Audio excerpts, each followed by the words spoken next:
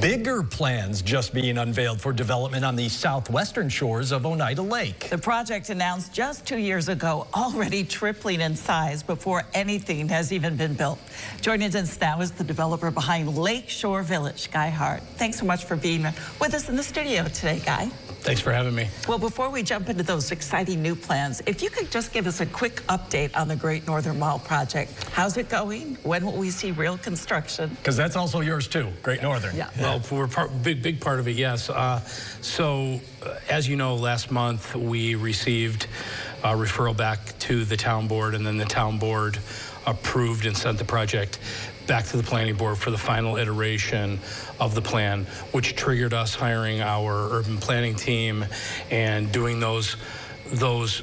that final part of that iterative process that gets us to where we end up building something that looks very similar to what the public is looking at. So we have that team is now hard at work making those changes. You'll see the addition of some office space in the mixed use, and some of the residential moved around a little bit, and some of the shop space moved around a little bit. And once that's finished, which should be in the pretty near term, then we go back in, do that final thing with planning, and we hopefully this time next year we're coming up out of the ground. I was going to say shovel in the ground, probably about a year from now? Yeah, I'd say. Okay, gotcha. Okay, let's move to Lakeshore Village now.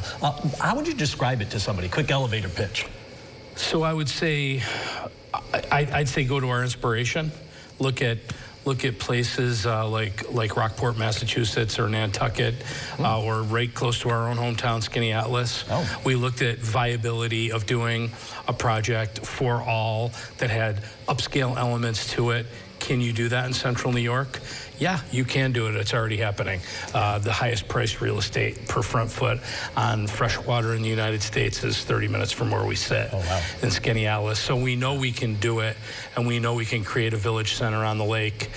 So that's what we set forth to do. When I ask this on behalf of a lot of people who are wondering this, why did you triple the project when nothing has even been done yet? Well, so since we announced the project a couple of years ago, there's been some big news that we were chatting about before the interview, right? The impending Micron project, and I think it's so important. We were talking about some analysis that we had internally done, looking at the CHIPS Act, and without making this discussion about that, our level of certainty is total and complete as it relates to that project. And at the same time, we're living in a community right now that is in the beginning stages of, unfortunately, of a housing crisis. There is a shortage across every aspect, 14,000+ units that need to be built, from luxury on down to affordable. And we're trying to do our part to create one of those McMahon town centers that were brought up so many years ago. Yeah, that's what I was going to ask you. Clearly, you seem to be pretty confident in it, and that's probably the accurate way. That seems to be the thing we hear a lot now, whether it's Shoppingtown, Great Northern, Lakeshore, is a lot of housing mixed with entertainment, with retail, with business, with really like living kinds of centers, their own little communities, so to speak. It's like the oldest. Maybe not little. The oldest idea has become the new one. Yeah. Interesting. Okay. What do you need in terms of, I mean, this is a massive project. Let's talk about financing. How do you get this kind of thing done? So there's what you call in our business a capital stack. And for a project like this, that capital stack in New York, because New York's a very high tax state, the first thing you try to do is you try to match the tax burden that we have with the kind of tax burden that is seen in places where projects like this are being proliferated. Even Massachusetts has a significantly lower tax burden than New York does. So what we're doing is we're creating this density, which is going to expand the tax base.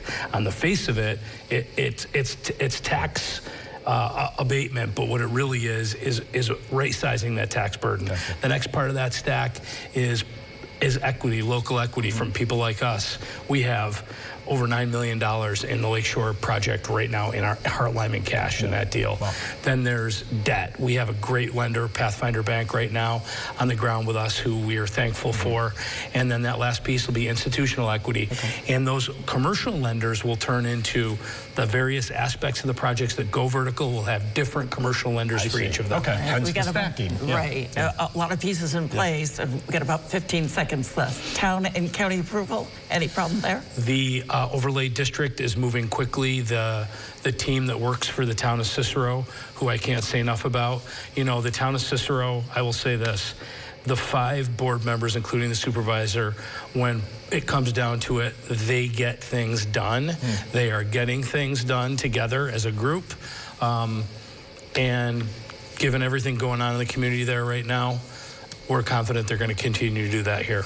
Guy Hart, thanks so much for joining us and give us an update on both those projects. Yeah, appreciate it. Thank you both.